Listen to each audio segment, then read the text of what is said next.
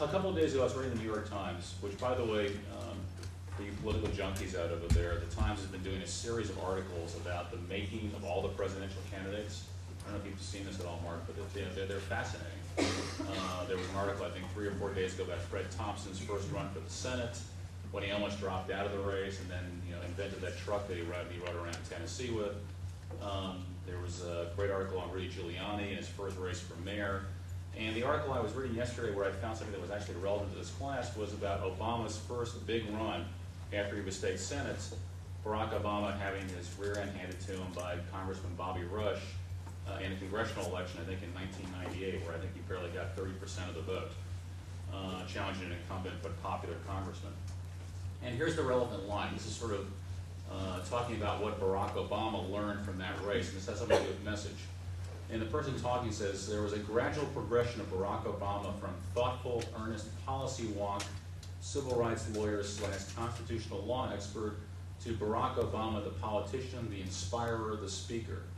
A friend of his and a former state senator himself agreed he stumbled onto the fact that instead of running on all the issues, quote unquote, that hope is the key.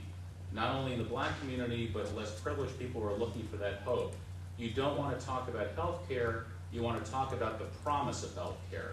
Hope is a pretty inclusive word, and I think he's pretty good at selling that. Okay, the message as opposed to the policy position paper.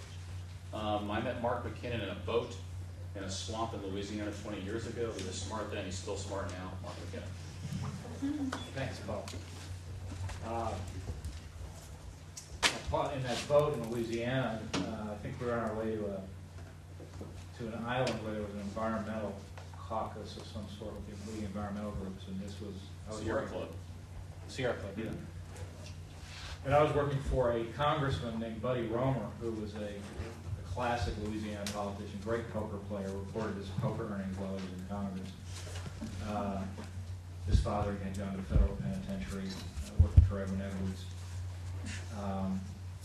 And he was one of the most gifted people that I ever worked for, but nobody knew him. He was from northwest Louisiana, and most of the vote comes out of the South and out of New Orleans, and so it was actually Paul's idea that I give a lot of credit for us winning that race, because Paul knew that Buddy was a baseball fan, I guess, and so Paul suggested the idea that Buddy should propose that Romer was now legitimate in New Orleans, and then helped us raise money, helped us get on TV, and helped us win the race. You know, Mark, I wrote Buddy a letter after he got elected governor proposing that I become commissioner of baseball for the state of Louisiana, and I never got an answer. Well, there's still hope, Paul. Hope, that's a great thought about hope, and that's one thing I've said about Obama, is the walk and talk and hope machine, and that's a very interesting, and it's a perfect setup for what we're going to talk about today. And Paul, what Paul said is true, and I'm going to back up just a little bit to give you context for what I'm going to show you. How many of you here know who Paul Begala is? Okay, a lot of you. So Paul Begala is a Democratic activist. Was on television, quite a bit of commentary, pundit. Went to school here, and we had at one time abolished student government here at the University of Texas. This was in my anarchy phase, and Paul turned around and created a referendum to reestablish student government. And then, as we predicted, I was at the Daily Texan at the time, and we predicted that Paul was going to turn around and run for student body president, which of course he did. And so we ran a cartoon character against Paul. There's a local cartoon called I-Beam that you may have seen in the Houston Chronicle, and there's a character named Hank the Hallucination. So we ran Hank against Paul, and Hank beat Paul on the first ballot. And then, as a sign of Paul's considerable political skills, he took Sam out for lunch the next day, bought him a pitcher of beer, and the next day we woke up to discover that Hank had been assassinated, and Paul thereby acceded to the presidency. It's a true story. But the reason that I tell you that is because Paul is a good friend of mine and worked with me at my company called Public Strategies for several years in between his Clinton intersections. And he and I shared some similar observations and frustrations. One is just how important message is in a campaign, and two, how confused people are about what message is. So we took it upon ourselves to put together this following presentation I'm going to show you, the reason that we did it was because we wanted in all the campaigns, by the way, this applies not to just candidates, it applies to businesses, to associations, to really any sort of enterprise at all. But it's critical that those in the organization, those in the campaign, everybody understand what you're talking about when you're talking about message. In the corporate world, there's a similar discussion about brand. Brand is the corporate world as messages to the political world. So, but because we get halfway into campaigns and discover that half the people in the campaign didn't understand what we're talking about when we're talking about message, and people in business as well, we put together what we think is a fairly comprehensive and understandable. Kim, if you can just give that to right over there. And you're welcome to observe if you haven't seen this field before.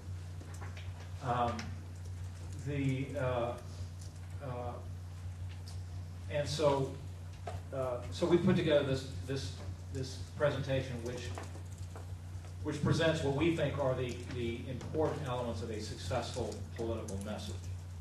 And the goal was so that we do this. We sit down with any candidate for office, any CEO, any head of an association before we start any campaign, and we go through this drill. So that at the end of this, when we get into the campaign, when we're talking to them about message, everybody knows what we're talking about in the campaign. So, as Paul said, it really, at the end of the day, it boils down to rationale, and it's great. It's a great suggestion that Paul made about the door-to-door and Austin, or it's sometimes referred to as your elevator speech. When you've got to communicate something in 30 seconds about what your campaign's about, it better be about the rationale.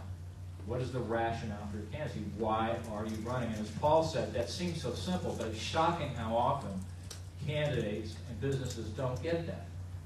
Okay, Southwest Airlines is a great example of a company that gets its rationale. Everybody understands it. I'm going to start off by showing you the most famous example of a candidate who failed to have a rationale for his candidacy. This is 1989. President Carter, 1979. President Carter, very weak for a lot of reasons. So weak that it appears he's going to get run in the primary by his own party, and the person who's going to run against him is Ted Kennedy. So Ted Kennedy has a big problem from his past that he needs to address, this issue called Chappaquiddick, in which a young woman lost her life in a bridge accident, alcohol was involved, pretty messy deal. Now, this had happened sometime before, but they knew it would be relitigated when he ran for president. So they put together a strategy, and a very good strategy, which was, all right, we know this is going to be a story. Let's go ahead and rather than have 2 months of 200 stories from 200 different news organizations, let's let the most influential and popular news organization in the country at the time, 60 Minutes, have an exclusive on this subject. Let them exhaust every question possible. It'll be tough. It'll be a big story, but it'll be one story and it'll be over. Because after 60 Minutes does it, everybody will say, 60 Minutes did it. There's nothing else to say about it. It's a credible news organization.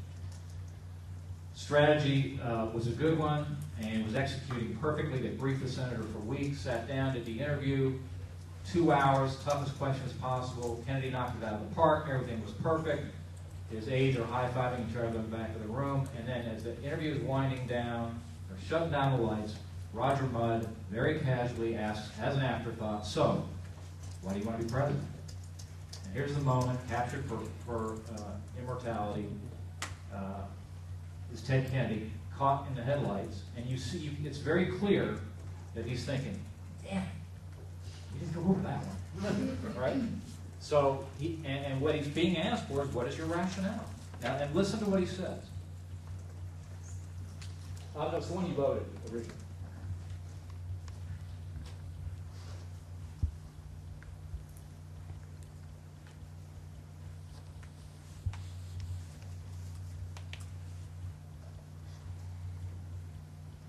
Yeah, let's go ahead and start the play.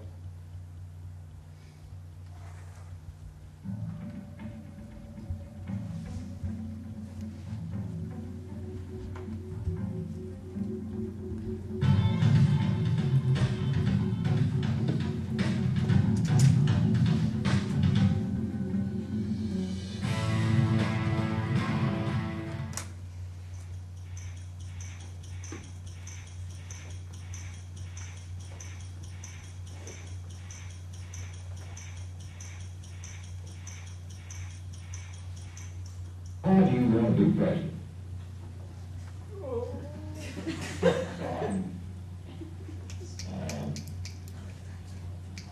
Were I to make the announcement to run, the reasons that I would run is because I have a great belief in this country that there's more natural resources than any nation in the world. There's the greatest educated population in the world, the greatest technology of any country in the world, the greatest capacity for innovation in the world, and the greatest political system in the world.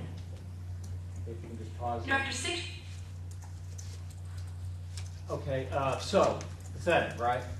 And not only pathetic and failed to articulate a rationale, but think about the equation here. He's running against an incumbent, right? So he's the change candidate. What does he say? Everything's great. Everything's great. Everything's great. It's actually a great rationale to re-elect Carter. So he gave a message for his opponent rather than for himself. And very quickly after this, the campaign completely melted down as a result of this, largely.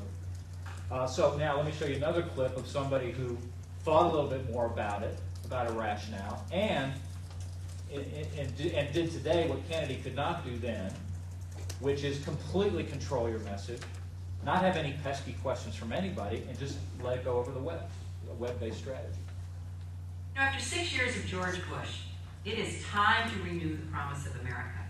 Our basic bargain, that no matter who you are or where you live, if you work hard and play by the rules, you can build a good life for yourself and your family. I grew up in a middle-class family in the middle of America, and we believed in that promise. I still do.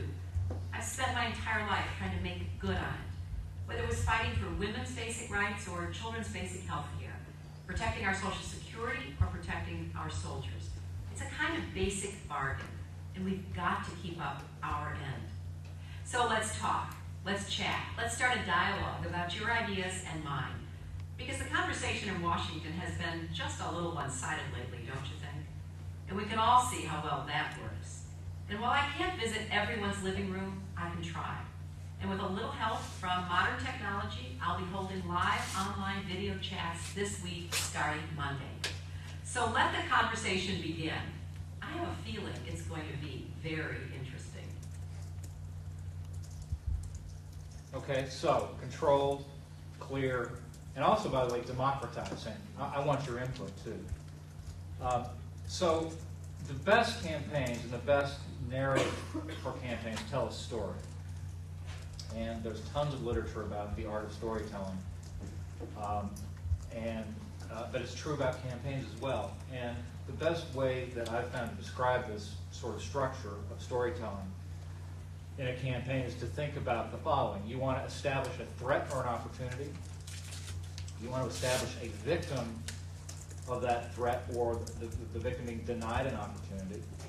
You want to establish a villain who is denying the opportunity or blocking, who is imposing a threat or denying an opportunity. You want to propose a solution and a hero. That's classic sort of narrative architecture. Now again, that sounds a little academic and theoretical. How does it have real application? Well, here's an example of that seemingly complicated structure perfectly executed in 30 seconds by Ronald Reagan in 1984. This is pretty dated now, but the bear that appears in this ad was a clearly understood metaphor at the time for the Soviet Union. So here is a perfectly executed storytelling arc by Ronald Reagan in 1984.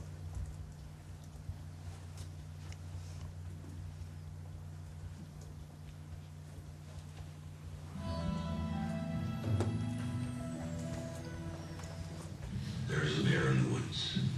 For some people, the bear is easy to see. Others don't see it at all. Some people say the bear is tame. Others say it's vicious and dangerous. Since no one can really be sure who's right, isn't it smart to be as strong as the bear? If there is a bear.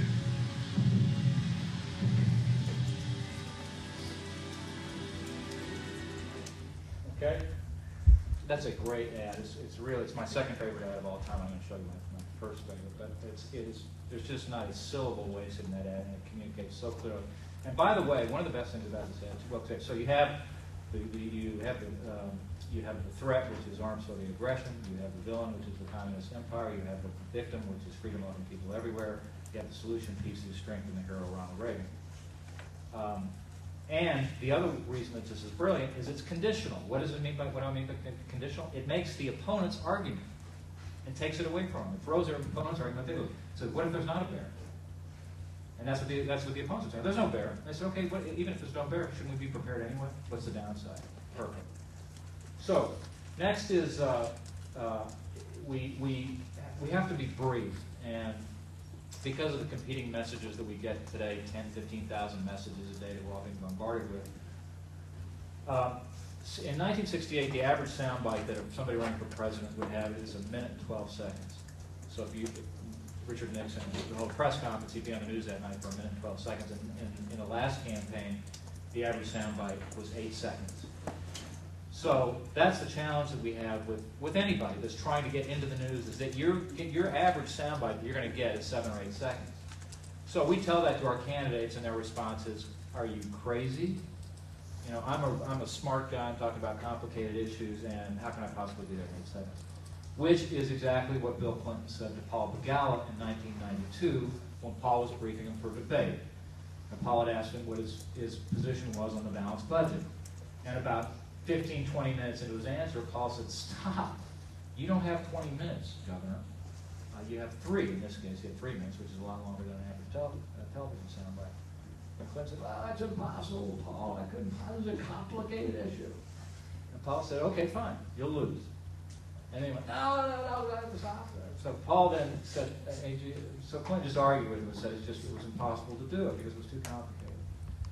And Paul said, "Well, let me give you an example." And Paul carried then around, and I think maybe still does, a small little pocket-sized Bible that he bought on the driving with the student. And he opened it up to the following passage. Now, if you go ahead and roll it up here. Then when the text comes on screen, I'm just going to want to pause it. Okay, can you pause that? Yeah, good. Would you go ahead and just read that out loud? "For God so loved the world that he gave his only begotten Son, so that whoever believes in him should not perish, but have everlasting life." Okay? John 3:16. 7.6 seconds. Paul said, okay, that is all of Christian theology, Governor, summarized in 7 or 8 seconds. Surely you can come up with an answer for the balanced budget that's less than 20 minutes long. Now, let me parse this down for you. I'm going to use Paul's notes here because it's Paul's. So it says, there in 25 words lasting 6.8 seconds, St. John listed all the essentials of Christian theology. For God, monotheism, not the gods, just God. It took humanity hundreds of thousands of years to come to the conclusion there's only one supreme being. John 3:16 covers all that ground in 2 words in a fraction of a second. So love the world. God is not only singular and supreme, but also benevolent, capable of affection, and on a global scale. He, okay, God's a God. If that offends you, take it up with the author. Gave his only begotten Son. Okay, he's got a son, and a begotten one at that. God is willing to ship him to earth as a gift, an enormously complicated concept, fraught with ramifications, but delivered in just 5 words. So that ever who believes in him. Okay, having faith in the Son is a prerequisite to what comes next. Shall not die, but have everlasting life. That's the payoff. Faith triumphs over everything, even death. No wonder believers call this the good news. So there it is. One sentence tells us there's an all-powerful, all-loving deity who sent his Son to earth as an offering, and whoever accepts that offering and receives and returns that love will not perish when he or she dies, but will instead live forever. And that's why when you see large sporting events, big football games, Super Bowl, you see the guy in the rainbow afro holding up the sign that says John 3:16. That's it. That's the rationale. That's the portal. Get them there, they'll get the rest. And Clinton said, got it. And went on to become one of the all-time great Hall of Fame political candidates. Let's go ahead and roll forward. And then this is going to run for a second. So we'll just get to the next card. Okay, just hold there. So whenever possible, sometimes there's a struggle within a campaign about communications, and there's a tendency to want to get very intellectual, and as Paul talked about, very policy-oriented. Emotional communication trumps intellectual communication every single time. So I'm just going to show you a couple of examples of emotional communication. One is Nancy Reagan talking about her husband's legacy at a Republican convention. They had initially argued to do like a PowerPoint with charts and graphs about the economic legacy of Reagan or something, and wiser minds prevailed. Listen to what she says. Listen to the words she uses and the emotionally laden, powerful impact of each of the words that are very emotional. And then there's an ad that ran in the late 2004 campaign called Ashley in Ohio. It was a critical ad at a critical time, told a very emotional story. And by the way, if you put it through that filter of the narrative arc that I mentioned before, same thing always up here.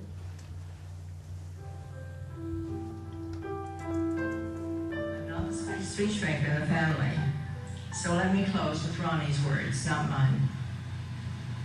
In that last speech 4 years ago, he said, "Whatever else history may say about me when I'm gone, I hope it will record that I appeal to your best hopes, not your worst fears, to your confidence rather than your doubts. And may all of you as Americans never forget your heroic origins, never fail to seek divine guidance, and never, never lose your natural, God-given optimism."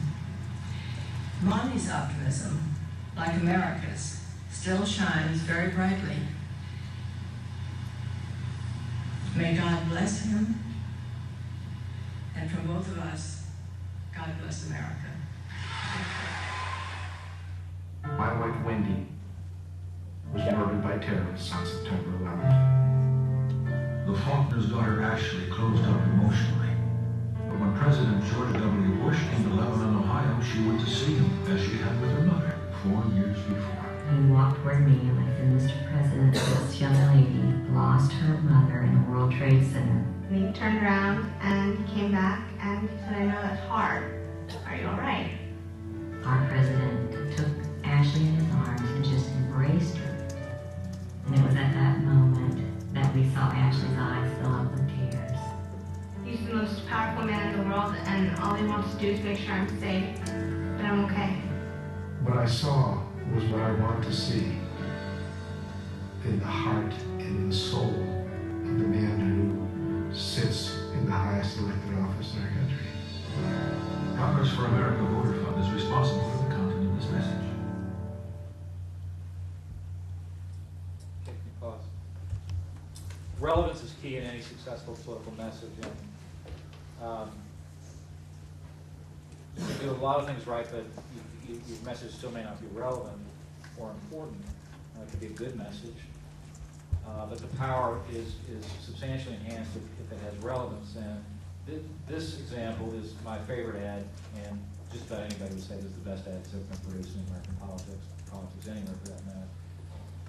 This is 1964. It's the Johnson campaign. This is called the Daisy ad, and it's not only a brilliant ad, but it's a brilliant strategy. And why is it brilliant? Well, because this is a campaign that produces an ad not out of desperation, but strength. What had happened is that the Johnson campaign was going very well, and they were well ahead, and a bunch of polls had come out suggesting that Johnson was A, going to win, and B, going to win handily.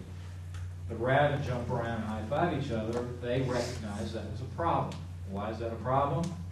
Because all their base supporters said, well, if this thing's over, why do I have to go vote, right? So they sat down and said, we need to, what? Enhance the relevance, raise the stakes of the election and make it more important when people vote. So they basically produced an ad that said the other guy's going to blow up the world. Really, and that's what it is. And I'm always have to chuckle a little bit when reporters seem to think that negative advertising is some recently developed idea.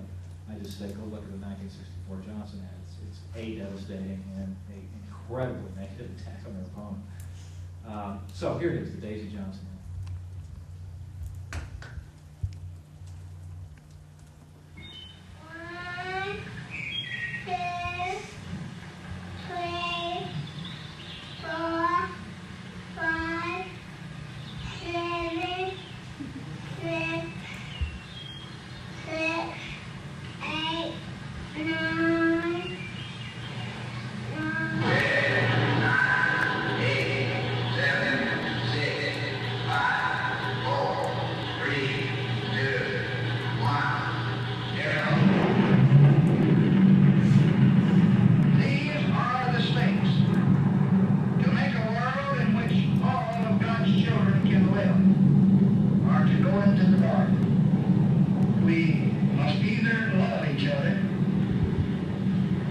please die. Vote for President Johnson on November 3rd. The stakes are too high for you to stay home. Vote or die. Pretty relevant. Pretty relevant. Okay. So again, one of the other components of a successful political. Oh, by the way, just an interesting side note. That ad was produced by a guy named Tony Schwartz, who is primarily a radio guy, who is a incredible agoraphobic who basically never left his apartment in New York City.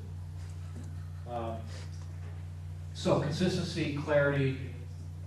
I'm going to show you two examples. Here's two Democratic candidates for president. One who is not very consistent and suffers as a result of that, and one who is, and success was rewarded.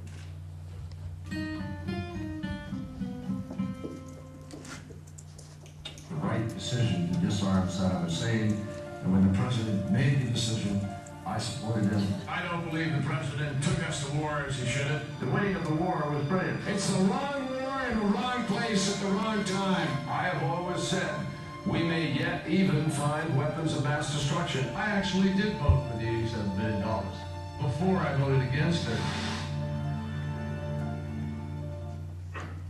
We do not need to build a bridge to the past. We need to build a bridge to the future, and that is what I commit to you to do. Tonight, let us resolve to build that bridge to the 21st century. Let us build a bridge to help our parents raise their children. Let us resolve to build that bridge. I ask all of our fellow citizens to join me and to join you in building that bridge to the 21st century. I want to build a bridge to the 21st century, and all Americans will have the knowledge they need to cross that bridge to the 21st century. Do we want to weaken our bridge to the 21st century? I want to build a bridge to the 21st century. I want to build a bridge to the 21st century. My fellow Americans, if we're going to build that bridge to the 21st century, we have to make our children free. I want to build a bridge to the 21st century. I want to build a bridge to the 21st century. These are the things that we must do to build that bridge to the 21st century. I want to build a bridge to the 21st century. Our bridge to the future must include bridges to other nations. We can only build our bridge to the 21st century, and if we're willing to walk arm in arm across that bridge together. If we want to build that bridge to the 21st century, we have to be willing to say loud and clear, I'm building that bridge to the 21st century. The real choice is whether we will build a bridge to the future or a bridge to the past. Let us commit ourselves this night to rise up and build the bridge we know we ought to build all the way to the 21st century. Okay, so seems a little over the top, seems a little excessive, but what happens at the end of the day? What do you think the headlines were the next day? I mean, if you've got a message, and that's all you say, Clinton builds a bridge to the 21st century, right? All about the future, all about hope, all about looking ahead. That's the other thing that successful campaigns do. You'll see that it's a constant struggle for a challenging campaign. Kerry had a difficult time with articulating sort of a bright, optimistic campaign. But as Bush used to say when he was running, nobody's going to say things are all going to hell. Follow me. You've got to articulate some path of progress and hope. Message discipline is the art of staying on your message and finding a way to get to your message no matter what you're asked. And I'm going to show you a great example of this after I'm done with this tape of Paul Begala with Tim Russert talking about Monica Lewinsky, and it's just a classic exchange and a terrific example of message discipline. But here's one that Paul and I like, and we like it because it's not even a politician. This is a sports character. His name's Evander Holyfield, a boxer. He's just won the heavyweight championship of the world, taking it away from Mike Tyson. Thank you. So this is what he's been scoring all his life. He's just gone through the most physically grueling exercise possible. and a reporter jumps in the ring to ask him questions about how he won the fight. But he's got another agenda. He's got something else that he wants to say. And listen to this exchange back and forth. Two people, the reporter who wants his questions answered, and Holyfield who has something he wants to say.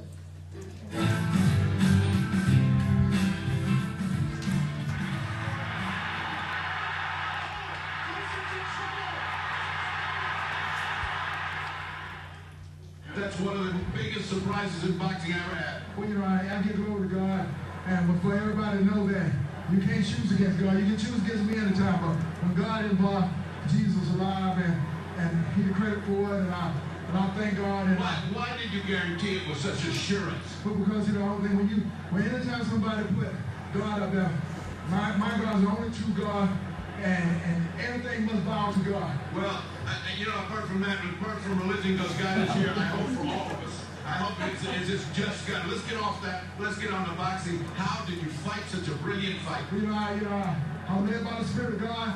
Like I told everybody, whatever the Spirit leads me to do, that's what I would do. And it wasn't nothing that so much that I did, and everybody knew that I was washed up. But with God, I'm not washed up. Did you see him getting tired? Did you think you could take him on at the end? It wasn't about tired. It was about what the Lord wanted me to do, and each and every round, I went out there and I fought competitive each round. I wasn't giving up anything. I went to the point to take one round at a time, and you know, I realized how competitive he was, and he caught me with a good shot. But yeah, I thank God for allowing me to drop it. Okay, so finally, once you have a message, remember it.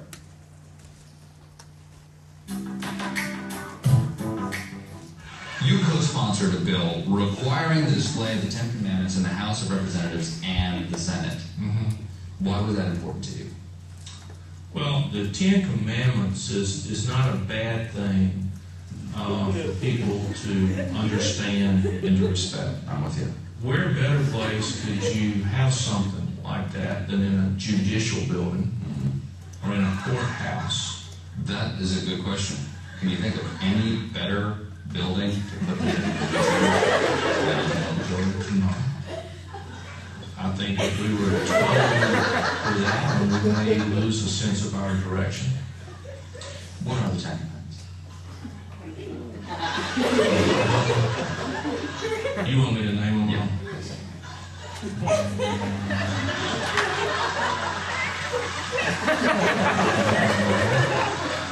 Don't lie. Don't steal.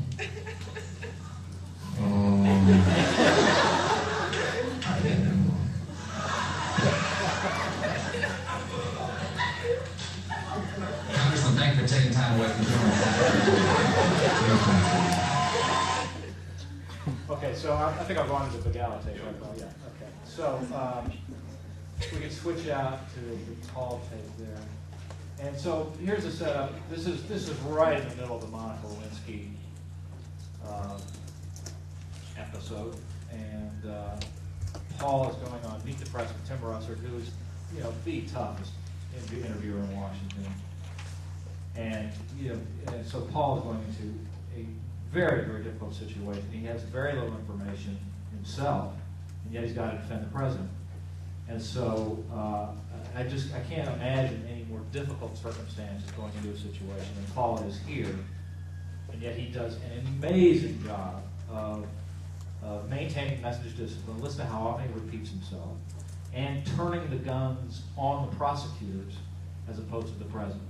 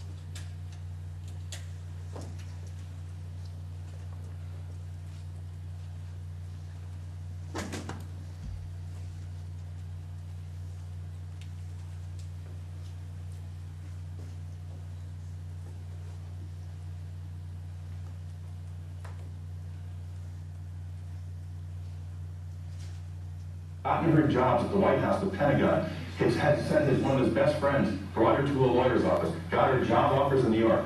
You would then change his story.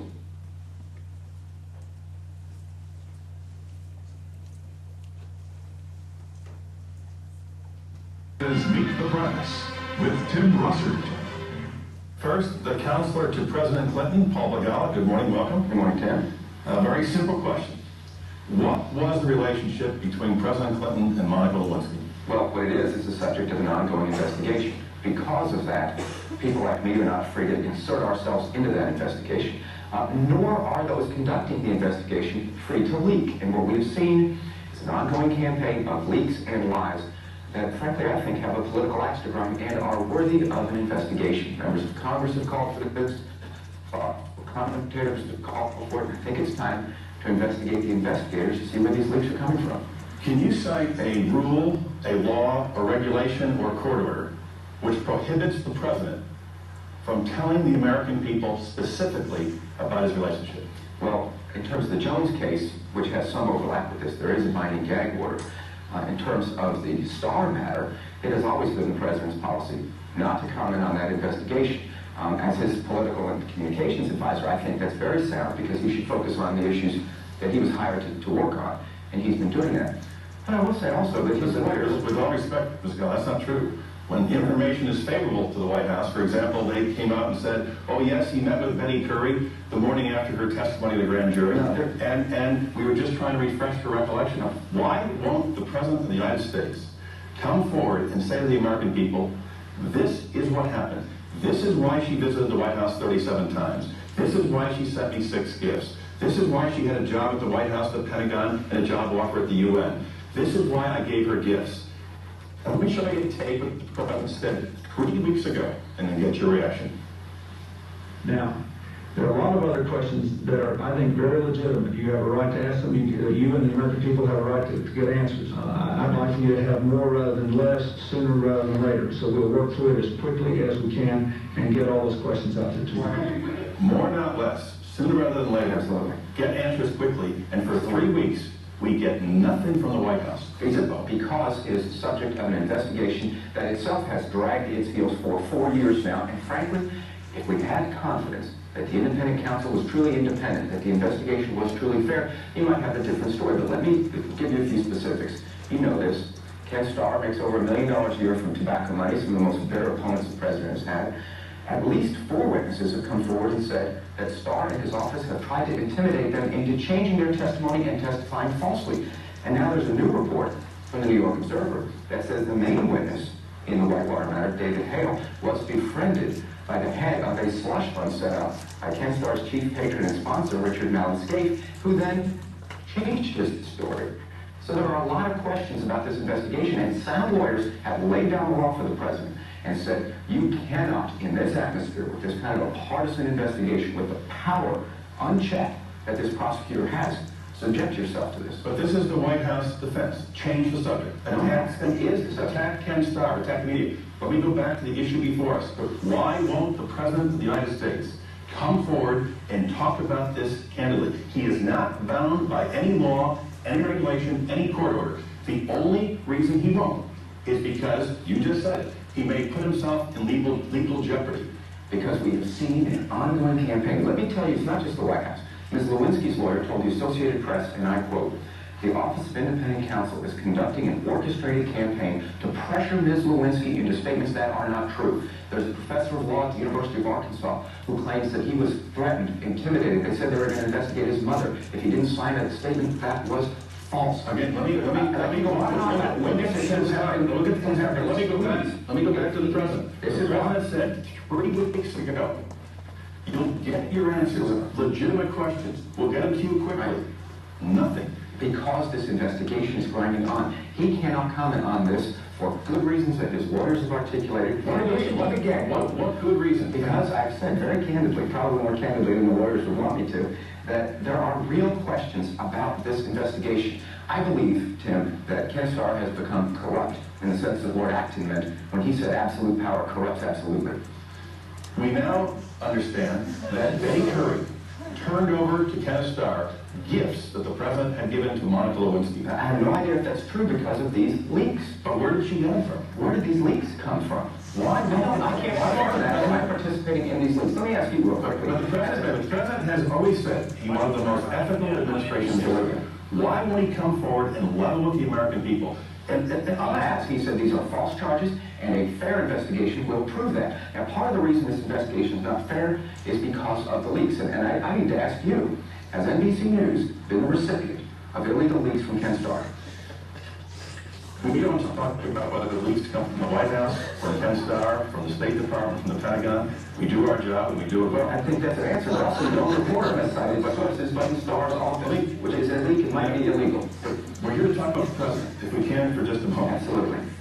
Who was the target of this Do you not think it unusual that a 50-year-old man in the Oval Office, the President of the United States, has a relationship with an intern that includes late-night visits, late-night phone calls? This is all speculation based on leaks. You deny there were any late-night visits from Monica Lewinsky to the president. We might have to wait until the investigation is concluded, if it ever is, so that we can discuss these things outside of the pain of a special prosecutor who is firing off subpoenas as if he's got a newsie, and whose ethics and tactics, whose methods and motives have been called into question by thoughtful commentators who do not work for the president. What would you be saying if there were allegations about George Bush, a Republican, as president, who had met with an intern, who had given her gifts, who had made late-night phone calls to her house, who had gotten her jobs at the White House, the Pentagon, had sent one of his best friends, brought her to a lawyer's office, got her job offers in New York? You would not be saying what is going on at the White House. In fact, CNN has reported that Linda Tripp, one of the people involved in this, was also the source of a scurrilous, scandalous lie about George Bush and his private life. And when that lie came out, the Clinton campaign agreed with George Bush that it was a lie and it was unfit to try to smear that president that way. That's what I would have said then. That is what I say now. There are serious questions of wrongdoing here, and I think we need a truly independent investigation of the investigation itself so that we can know who's behind these lies, who's behind these leaks, and let the investigation continue. So in your mind, the investigation of Ken Starr is more important than finding out from the President of the United States whether or not he had an appropriate relationship with the White House? We will absolutely find out. Rest assured, there's ample press interest in this. There's a pretty fair amount of prosecutorial interest. This will all come out, but it ought to come out in a way that is fair to the rights of the President. He has rights in this too, Tim, and we ought to try to protect those rights before we start launching into assisting some D.D. Myers, former press secretary to President Clinton, close friend to the President, said, it's not routine, it's extraordinary that a White House intern will return to the White House 37 times. First off, this is not Ken Starr, this is a White House loyalist. First off, this is over a period where it would be less than twice a month. Second, if I can explain a little bit about the system, to be waved in is the phrase. Doesn't necessarily mean you came in onto the grounds. To come onto the grounds doesn't mean you came to the White House itself. To come to the White House doesn't mean you went to the West Wing or to the Oval Office, and it certainly doesn't mean that you had any kind of improper conversation with the President. So this is at least 5 steps removed from reality, even if the leak is true. And so far, the score on leaks has been a whole lot of lies and not very much fact. Mr. McGarrell, let's get beyond the leaks. Let's get beyond Ken Starr. All the speculation, only one person can come forward and say to the American people, this is what happened.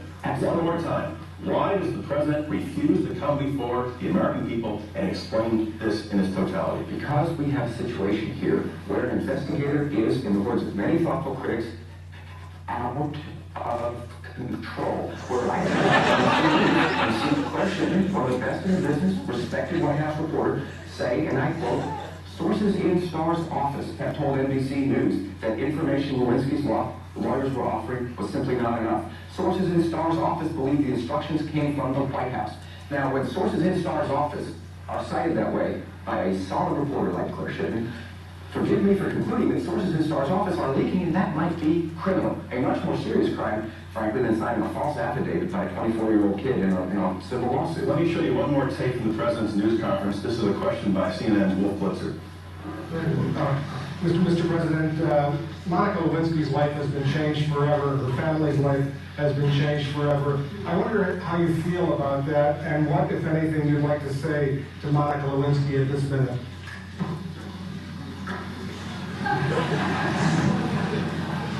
that's good.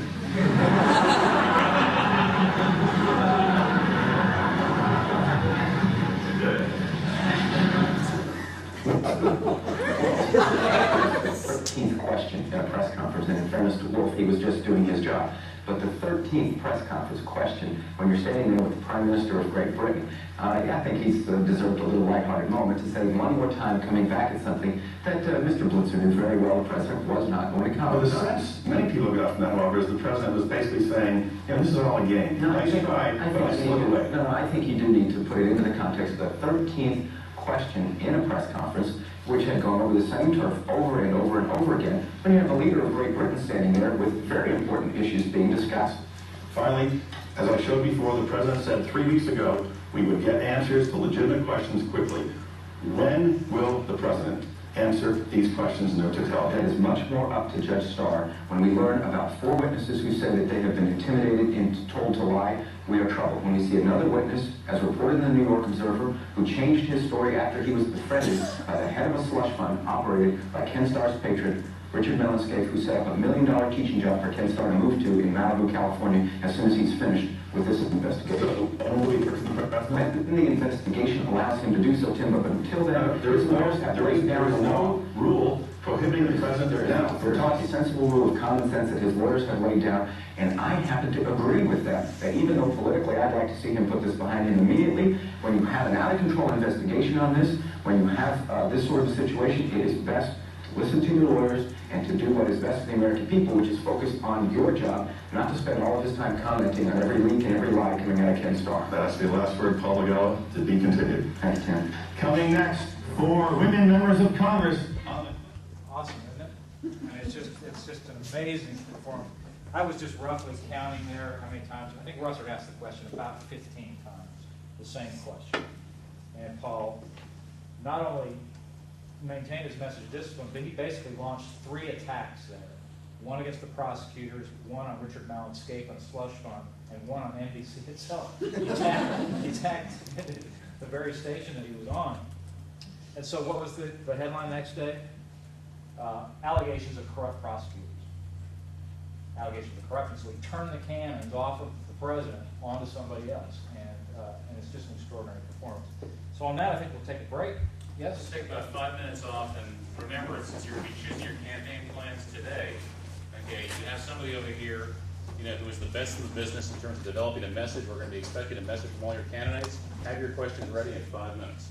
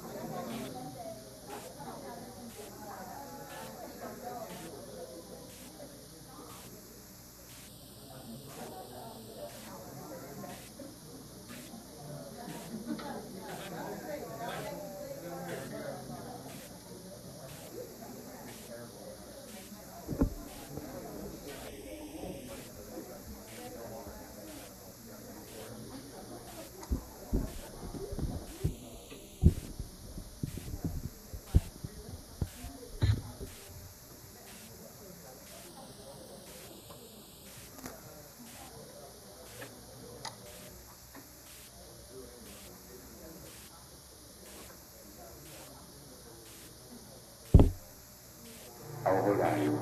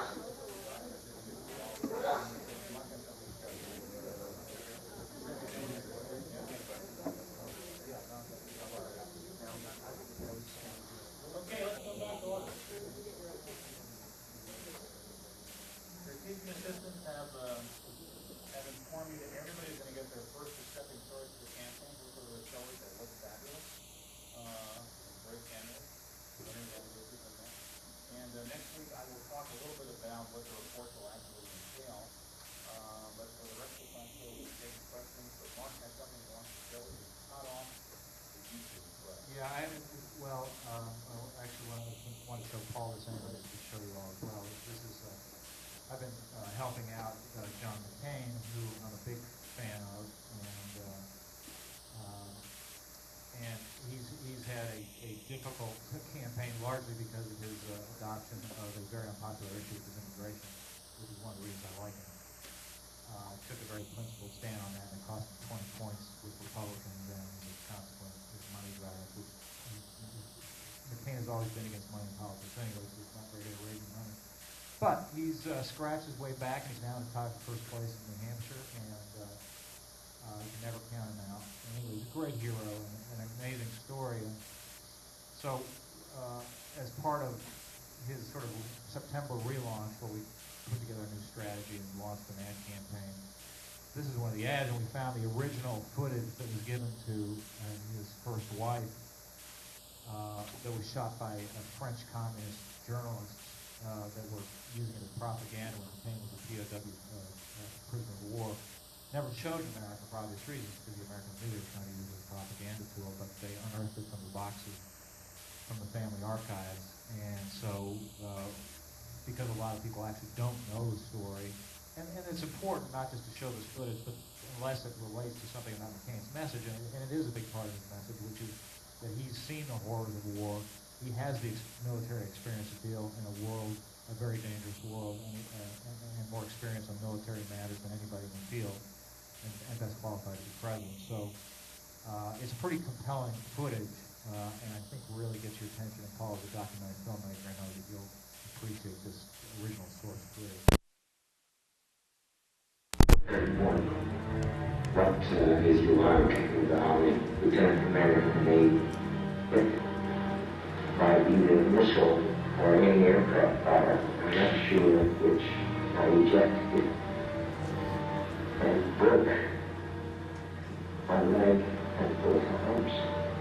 And you officer number 624787. One man sacrificed for his country. One man opposed a flawed strategy in Iraq. One man had the courage to call for change. One man didn't play politics with the truth. One man stands up to the special interests. Stand up. We're Americans. We're Americans, and we'll never surrender. One man does what's right, not what's easy. I'm John McCain, and I approve this message. So and McCain, by the way, didn't want us to use that footage. He thinks he looks too vulnerable. People think he was kind of a sissy there. It's just amazing. And they had just rebroken one of his legs right before they shot that. And he always thinking, because he kind of teared up there, and he so never wanted anybody to see that footage. But I think it's pretty remarkable. And just, you know, another note on McCain. It was amazing. I went out to travel with him one of the first times, and they left me a bag with a brush and some hairspray in it.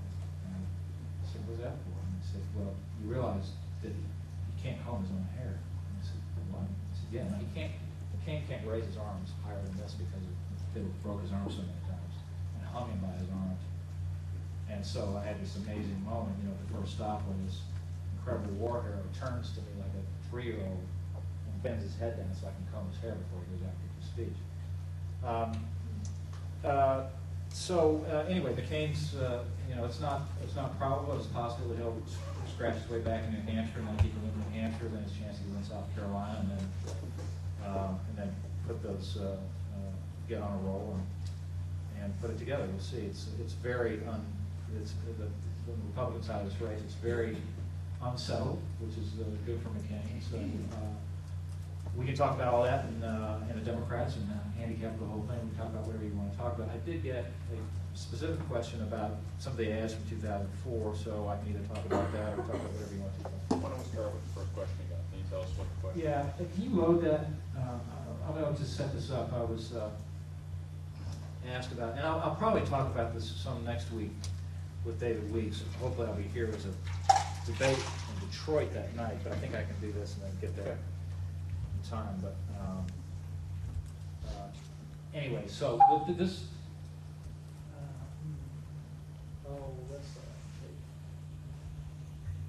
Is that all that's in there? There's not a splash page or something? No. Okay, we don't want that. Hold on. So the question. George W. You can stop that. We don't need. I can just talk about it anyway. The most critical moment of the 2004 campaign was the infamous moment where John Kerry said about the military appropriations that I actually voted for it before I voted against it. And so, but there's a real, because that was what we call the gift that just kept on giving the whole campaign. Because it said everything about Kerry that we've been trying to say, which was that he was inconsistent, flip-flop, had no clear principles, and he did it to himself. And so it was a really iconic moment, but it didn't happen by accident. What happened was that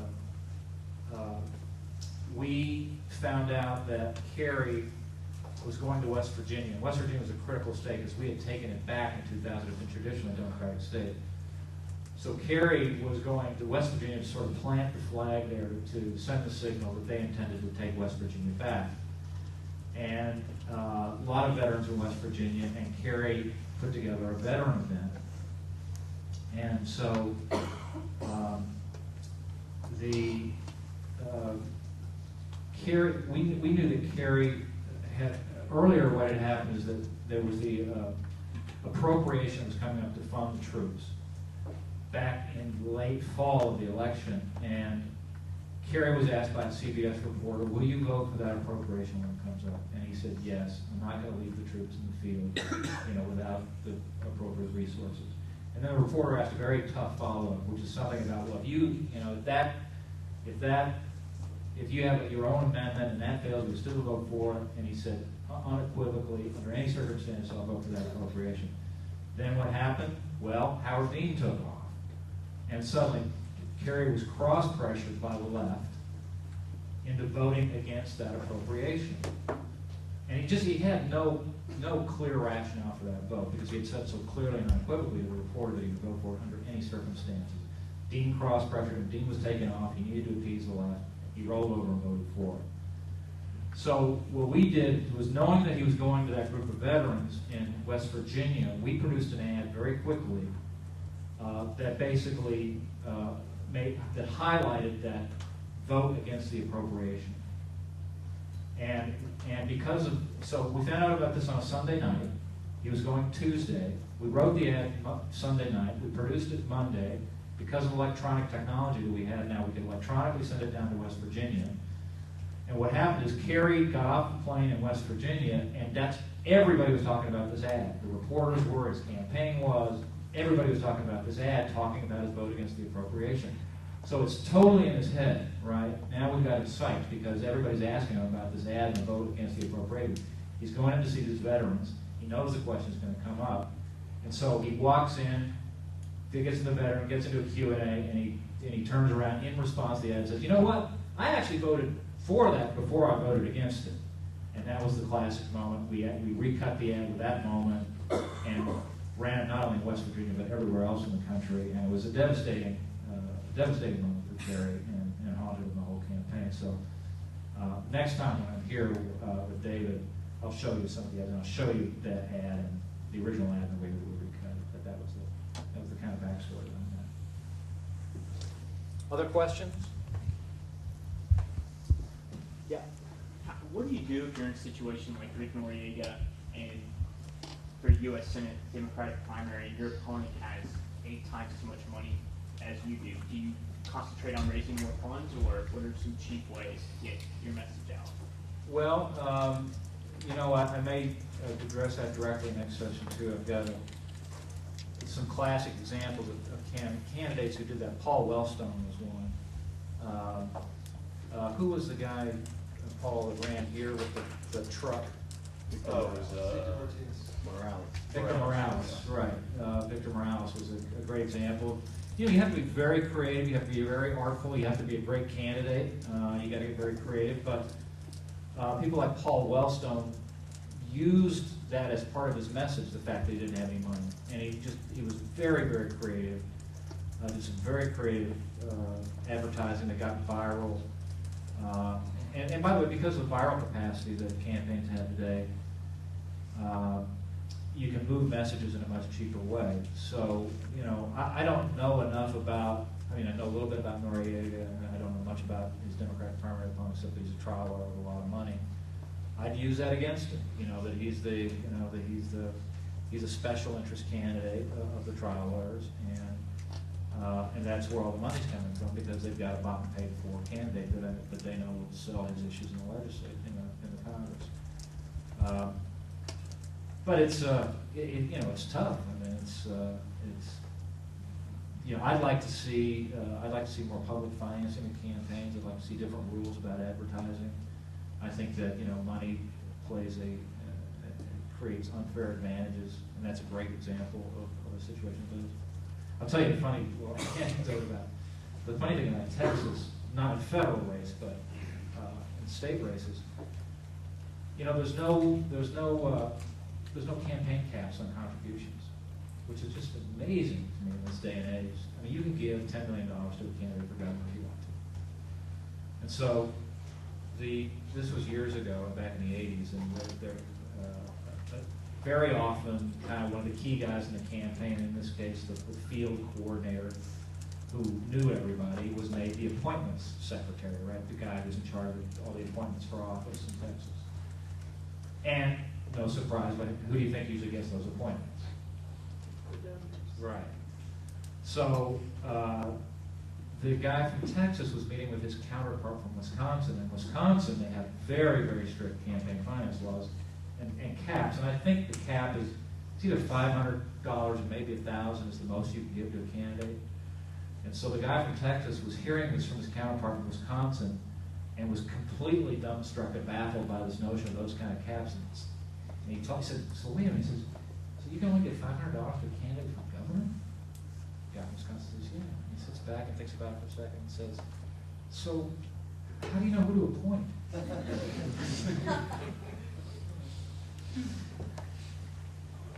Yeah. I have a question from the Clinton speech where he's saying the same expression 22 times. First, how long was that speech about? It was about 45 minutes, so it was once every 2 minutes. And how do you have a candidate do that without sounding ridiculous? I mean, I know there are people who will watch speeches by the current president, you know, and they just laugh every time he keeps repeating that line and that line and that line. Yeah. Well, you have to think about, you know, what's your goal? Your goal should not be the hall, but what are people going to get outside the hall? And the news clip is going to be him saying that once. And the news story is going to be the reporter saying, you know, Clinton today in his nomination speech said this campaign about building a bridge to the future. So what may seem excessive in the hall, when it gets amplified outside of the hall, well, you know, you have YouTube today, and that'd be a little different. But the point is, you're going to get about 8 seconds on TV, and so they're just going to show one clip of it. And so you're right. If you're in the hall, it may seem a little excessive, but those people vote for you anyway. And they, you know, so they're going to give you the benefit of the doubt. And plus, reporters who are pretty savvy just know, they kind of get the drill and they understand what you're doing. But it does get excessive if you're in the hall or if you're with the campaign or you're the candidate. And you know, it's just. But the really good candidates you see will be excessive about their message discipline. Ben? I was wondering which campaign on either side you thought had established the best narrative at this point.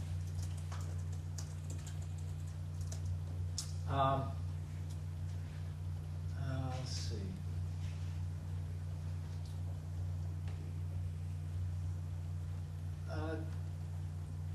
Obama. I like Obama's hope narrative, although I don't think he's been as successful as he could be and should be with that narrative. You know, but he's running against a very, very disciplined campaign. The Clinton campaign is very, very much like the 1999 George Bush campaign. It's tightly controlled. They're trying to create a sense of inevitability. And they've done a hell of a job. They make very few mistakes. So, but Obama has a narrative. He's got a story that again, I find very compelling. And when I read his book, the whole idea when he was in New York and decided not to take the corporate career ladder, went to Chicago and kind of worked the poor neighborhoods of Chicago. So I don't think we hear enough about what was articulated in that particular paragraph that Paul cited earlier. On the Republican side, I think McCain's got a good narrative. It's clear. His message is very clear. It just got muddled by the immigration issue. But I believe that if, in the end, the issue is the war on terror and Islamic extremism, then McCain, at the end of the day, I think it could be very much like the Kerry situation was in 2004, where it's kind of unsettled, where you have somebody kind of pop up, but in the end, especially if there's any external events that impose. By the way, the other thing is that if we get to December and the surge strategy has shown more evidence of success, which there was a lot of evidence of that yesterday, which surprised even the military people on the huge reduction of civilian deaths in Iraq. Then McCain's the guy who's out there saying, I was out there saying we needed more boots on the ground from the beginning. I was the guy who said we needed to fire Rumsfeld. So he's got a very clear, if that sort of architecture comes together, but it's all about timing and how some of this plays out. Giuliani's got a clear message, but it's kind of a one-trick pony. Fred Thompson is an interesting candidate who I think has yet to really articulate a clear rationale, and it's hurting him. Romney has some interesting stories about the Olympics and an executive sort of management style that I think is a fairly, if there's a lot of concern about government doing a job well, and he's got a good message about that. So he's got a kind of clear space on that as well. The thing that I find odd about Romney is that he's just too perfect. He's like a game show host in his debates. And I just think that we're in a place I think American voters are very sophisticated, have really good bullshit detectors, and I think that there's just something, they want to see some evidence of humanity, some evidence of the soul, some evidence of vulnerability, some examples of humanity, and but the Republican field, you could make an argument that this could be like a four-way finish, in Ohio, particularly if Gingrich got in, which he's not going to now. But so that's sort of scattershot answer. Yeah. Is there ever a point where you become too on point, too packaged in your messaging. I'm thinking specifically with Hillary, just, you know, she is really just on point with discipline the whole time. There was a debate last week where the question came up teaching homosexuality to elementary school students, and Obama and Edwards said, I'm paraphrasing, but basically, yeah, that makes sense. You know, we need to be teaching tolerance and equality, all that sort of stuff. And Hillary came in and said, I respect their answers, but, you know, it's a decision for parents to make. I don't think it needs to be in schools. That's gave a very calculated answer looking down the road. And then, you know, Romney and Giuliani came out and slammed Edwards and Obama for saying those things. And then I found it interesting because then on Sunday, Frank Rich in the New York Times ran a column, saying this may not work out for her in the end. I think that's a great question, great observation. I think that's her greatest vulnerability. I think it just gets so packaged that that people begin to have questions about it, and you know, that's where, you know, I think Obama or Edwards has got to be, you know, very sort of aggressive in showing that they're not that packaged, that, you know, that they're going to throw deep and make some sort of uncalculated moves. Because I do think at a certain point it becomes very calculated looking, and it is very calculated. But you know, the best campaigns operate on a jiu-jitsu model. So you take that and turn it inside out and make it, rather than an asset, make it a liability and play against it. So I think Rich's column is really good and really on point on it. Yep. About message control. There's an interesting situation right now where Obama, I think, 2 words, you know, his net enough narrative. His main point is change, where he's able to use, and he has recently in defense of criticism from Bill Clinton, use his own words. When Bill Clinton first came in, he was kind of the same, you know. Yeah. Talk about that. Yeah. Well, I've said all along that I think that Obama would be a much better general election candidate because,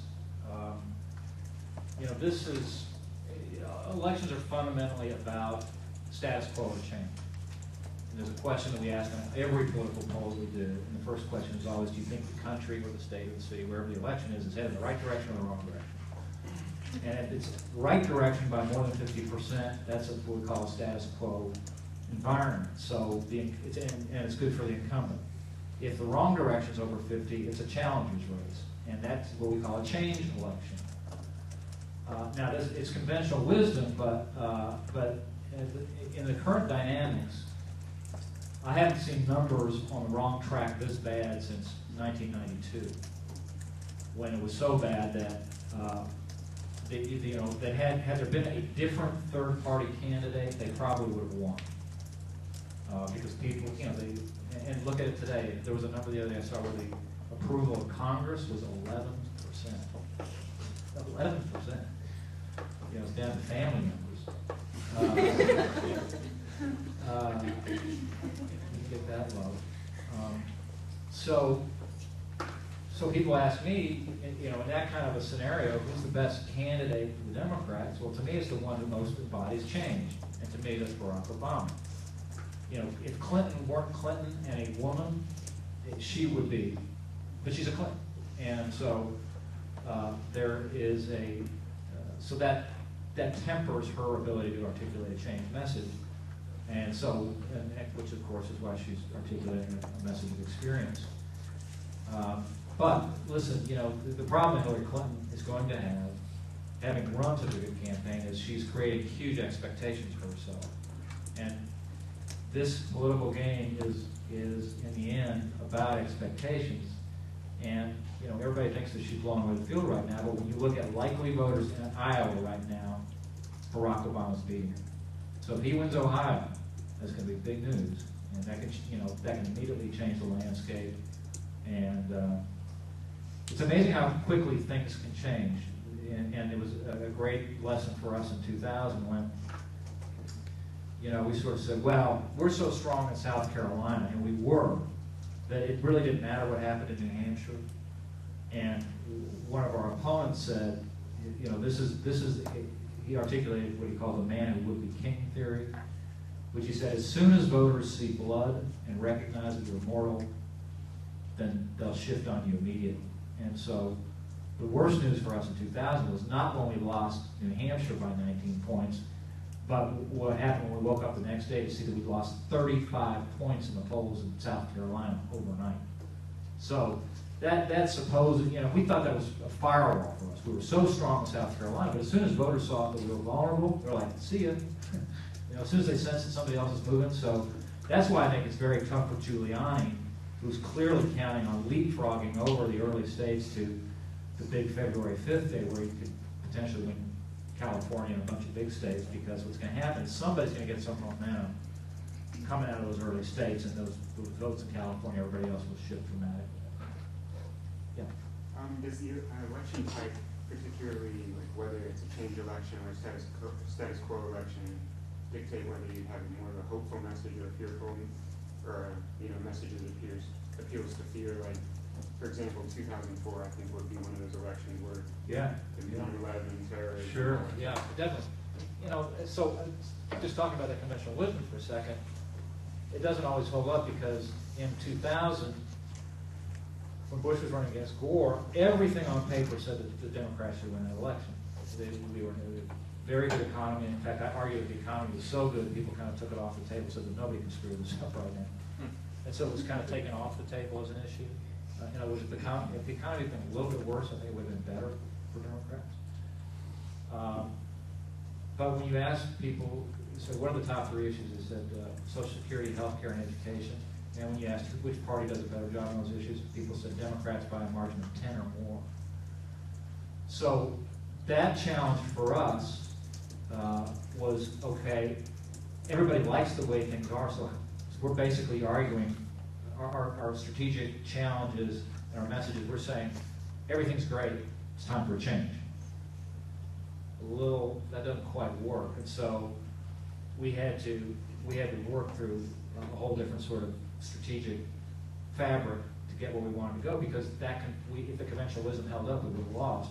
Flip to 2004, and it's just what you said, we have the exact opposite now.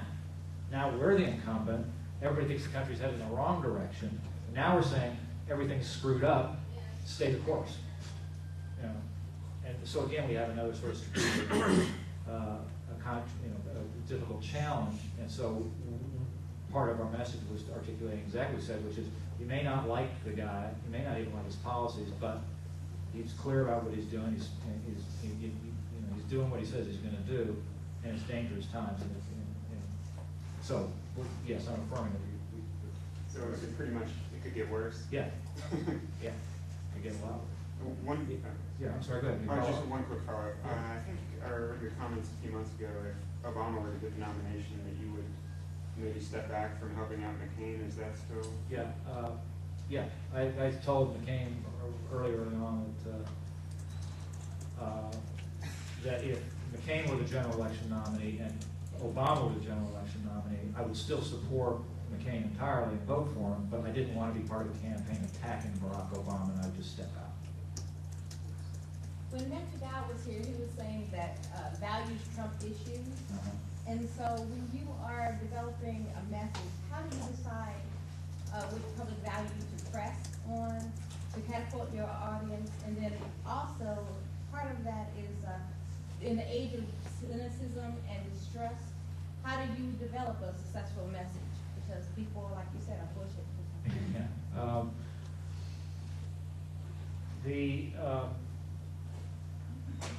I talked a lot with some of my counterparts in both the Gore campaign and the Kerry campaign, and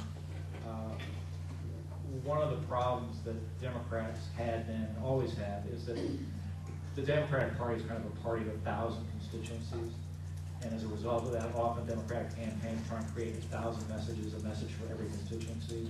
Republicans are sort of much broader, single message focused, and resist the temptation to sort of create 1,000 different messages.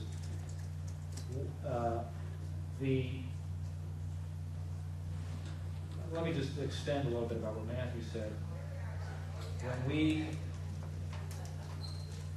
communicated in 2004, to extend 2000 as well, when people are voting particularly for a president, there are very few single issue voters, and people, they're less than 1% are really voting on a single issue because obviously the presidency involves such a broad constituency of issues, ideas, but people in the end are really looking at a broad constellation of not just issues, but more importantly, attributes. And so, really, when we looked at communicating our messages, whether it was war on terror, whatever it is, we thought about, we wanted to communicate one of three things. Leadership, leadership, trust, and values. And one of the things that we saw with Al Gore, even when we were behind in 2000, is that on the issue of leadership, we were still beating Gore by a substantial margin. When people just looked at Gore and Bush, who did they think was a stronger leader? They thought that Bush would. And that, we discovered through a lot of research, that's the most important thing, is that people want a strong leader. That's why Rudolph Giuliani's doing so well. People see him as a strong leader. So, what does that mean?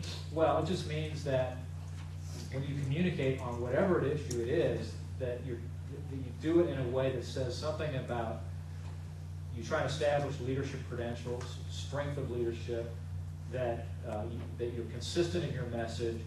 And the other thing is, when we talk about values, it's the press and Democrats often sort of focus on very narrow, saying, oh, they're talking about abortion or guns. It's really not that at all. It's talking about much broader things in society that are cherished by by the citizens, and that's family, church, much broader sort of things than these very narrow sort of hot-button issues. Which next week I'll show you some ads that we produced that I'll talk about.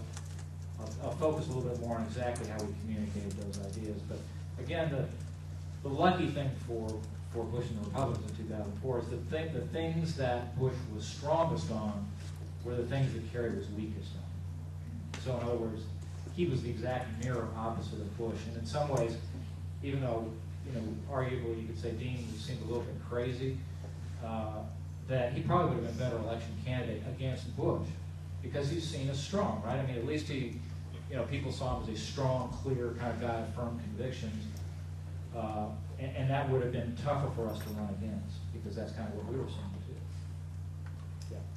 When you talk about message, it sounds a little bit like you're implying that there's only like one message. I was wondering if you could talk something about, or a little bit about how, like a message, how do you take into account a message being perceived in different ways in different communities?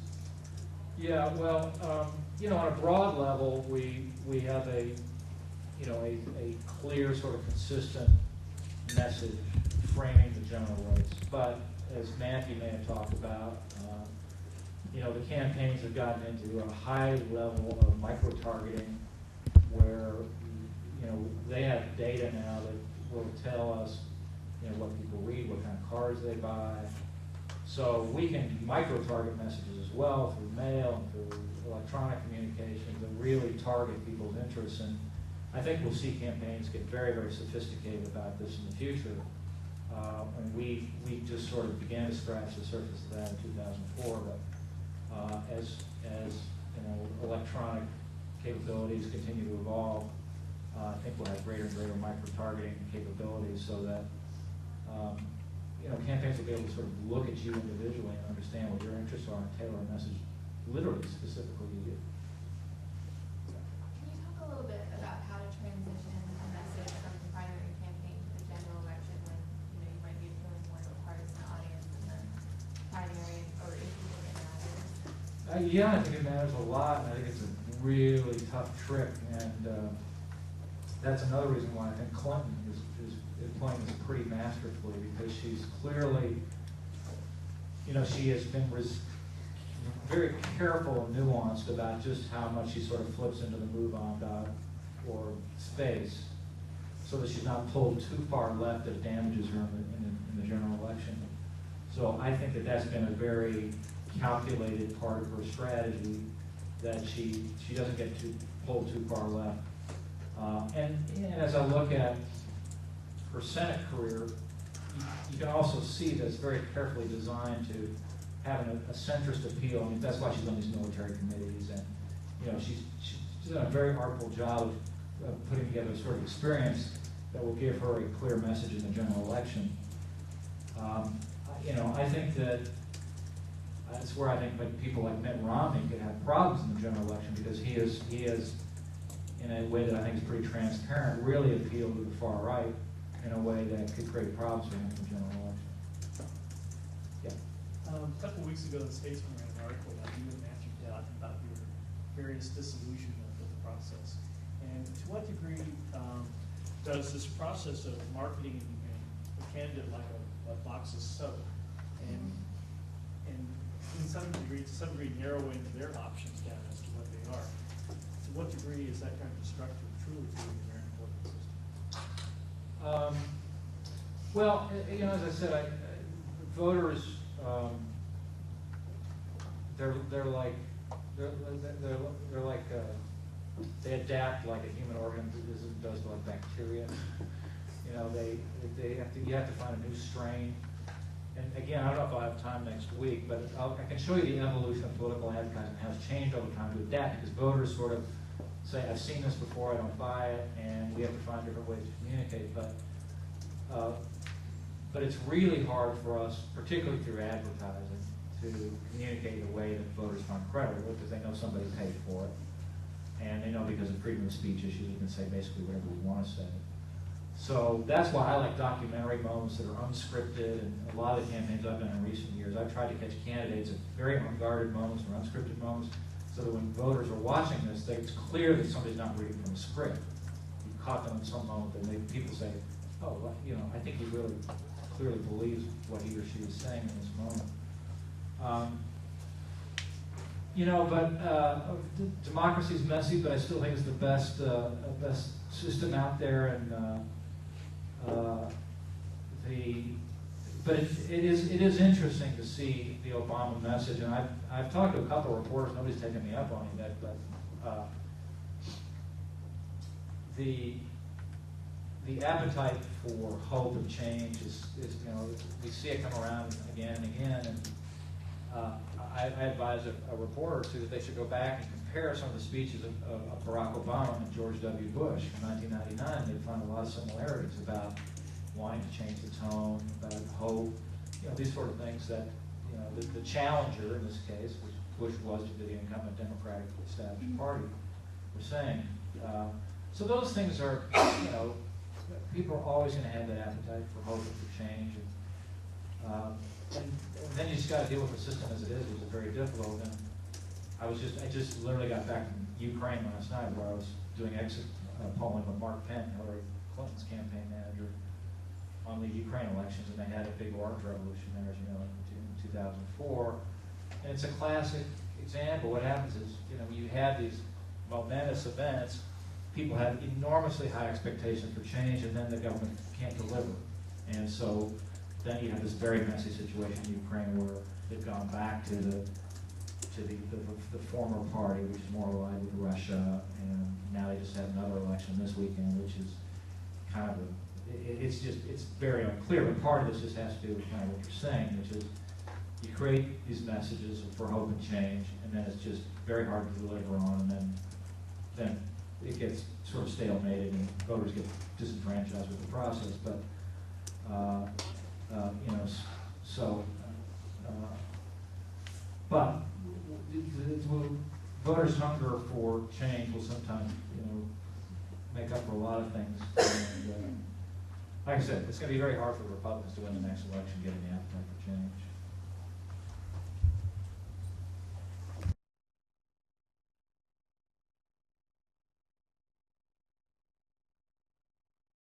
As much change as independents and Democrats, or the status quo, or the Reagan Revolution?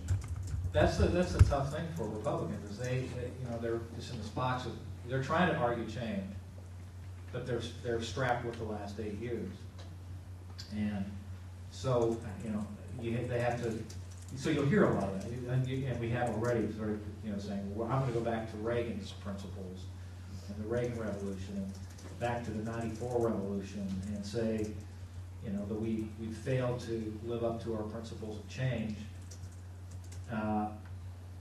because people are very dissatisfied, but that's the real box the Republicans are in. They're trying to, they're the incumbents now, and they're trying to stay the course when people think the course is really screwed up. So Romney started to do a little bit of that about a week ago, really talking about the Republicans had screwed up. Easier for him as somebody who had been part of Congress. That's why it's tough for McCain and others who are part of the institutions of Congress. Clinton may overcome that. The last senator elected was 1960. As a follow-up,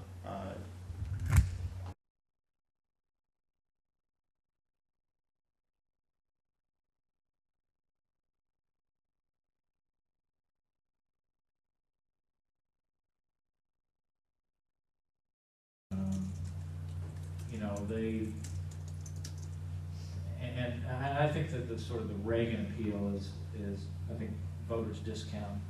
I think they say, fine, it's one thing to say that. Let's hear what are your ideas. That's just kind of an easy fix that people lean on, like we did in that ad with McCain. But those are the sort of they've got to sort of say, if they weren't happy with what we have now, remind them of a time when they were happy with somebody who did create change, like Reagan did. So, yeah. I know McCain and Obama pledged to use public funds in the general election. I think they're the only candidates that have. How do you think that pledge is going to affect things, if at all, and even in the primaries? Well, I think the value of money is overstated. I think we need to come to some sort of means of public financing because the extremes get ridiculous. But I could see it. There's a scenario here where I could see that McCain will abide by the caps in order to get some public funding for these primaries, as Edwards is doing,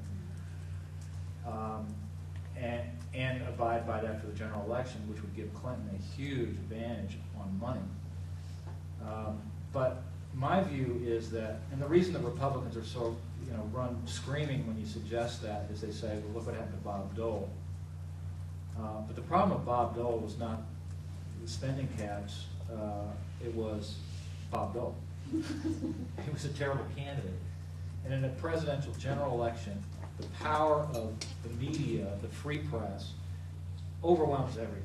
And so if you have a good candidate in a general election who is overwhelmingly outraised by the other side, I think its impact just has, just because somebody's outspent 2 to 1 doesn't mean they're going to get beat. Because we have so many tools today, and the general election gets so much interest, that I think a good candidate can overcome a money disadvantage. So to follow up, I wonder why they don't use that, both McCain and Obama, to really, no one's saying anything about it. To me, it seems like a pretty, for instance, with Obama, I mean, the money he's raising, technically, it seems like it's going to be all used on the primary. Yeah. I don't hear anything. And McCain, it seems like I would push that, because Yeah. his reform effort in the early on. Yeah, it's part of the problem is that I think it's a very compelling issue. You think it's a compelling issue. Voters really don't. That's basically what McCain was arguing in 2000, and he hit a wall on it. I mean, it's too wonky for voters. It just gets too process oriented, and it's not. This goes to the issue of relevance. It's just not particularly relevant to people. They don't get it. They don't understand it. I think it's important, but that's why. Yeah. When you're sitting down for the first time and trying to craft a message, where do you start? Do you begin with the hot button issues for relevance? What? Well, the other, I need to add one more clip to that reel that I have, and that is that a message also has to relate to somebody's life experience. In other words, you can't just make up something that has nothing to do with who the candidate is. People try to do that, but they're not successful very often. So, and the really good candidates are candidates who have strong convictions and principles about what they believe in, which reminds me of a great New Yorker cartoon that had a candidate talking to a political consultant, and the candidate saying, would you remind me again about my firmly held convictions? A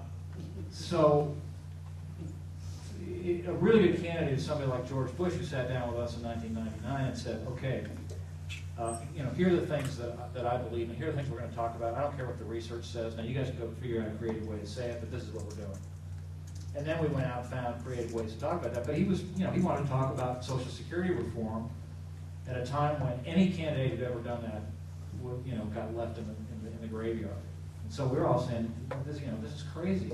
This is sure political death if you try and talk about changing Social Security. And he said, I don't care. I think it's the right thing to do, and we're going to do it. So the first thing we sit down is and say, okay, what do you believe in? What do you think is important? And we kind of go through that exercise. And this is a really good example of this is that Al Gore in 2000, he had all his retinue of advisors do a bunch of research, and what did they come back and say? They said, you know what? People don't really care about the environment. They care about whatever it was, the economy, healthcare, whatever. So let's not talk about the environment. Now, I mean, what a crime that was. I mean, first of all, it's the one thing that guy was passionate about. And he didn't show a hell of a lot of passion. And so if you got one thing that you can get the guy excited about, passionate about, you take it away from, you take that pistol away from him, which is as strong as asset. So my argument would have been, even though it may not poll as one of the top 3 or 4 issues, it's the one that drives this guy. So for God's sake, let him talk about it. So that's the sort of thing that we'd sit down and, okay, so you're passionate about this. This may not link exactly with the voters' top of mind issues, but if it's something that you're passionate about, voters want to see passion, see you care about something, then let's go ahead and make that part of our campaign communication message. So important that they're being passionate, but you really sit down and kind of talk it through and find out what somebody's passionate about, what they have some experience on, and then how does that line up with sort of where the public is, and figure out a way to integrate those things. Last question. Okay, last question. Can you talk a little bit about the Ron Paul campaign and the internet phenomenon almost? Yeah, Ron Paul's a really interesting candidate. He's a great reflection of a guy with a clear message and a clear constituency. And, and thanks to the internet, Ron Paul is, he's not going to win the Republican nomination. And he's a libertarian, and, running as a Republican. But boy, those libertarians love this guy. And so there's a whole network out there, and I think in the last quarter, I think he raised more money than McCain did. Or he certainly has more money on hand than McCain does right now. So, it's an example of a candidate in a crowded field with a very, very clear message. I mean, that guy put that through all those filters of the message stuff. Regardless of what you think about his ideas, he's very clear and consistent.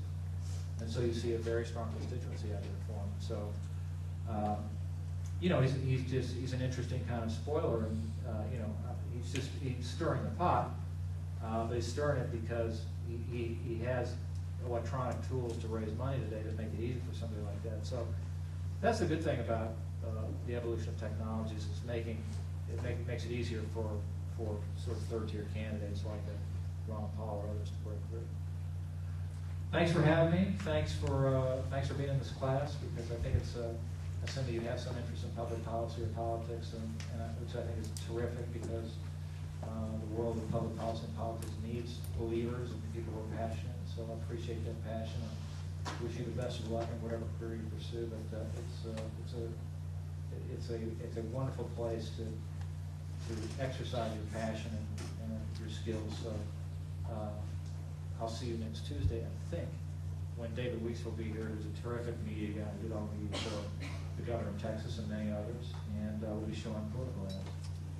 Years ago, during one of those campaigns that Mark may have been also in the state for in Louisiana, I was driving through near Lafayette, and I saw a sign up on a telephone pole for some guy running for, I think, judge or something or other, and it said, put the jam on the lower shelf where the little man can reach it. I don't know if he got elected, but I like that slogan so much, I climbed the telephone pole and pulled that sign down, and I still have it. Good luck with your campaign stuff today, and I'll talk more about what we're going to be looking for next week. Thank you.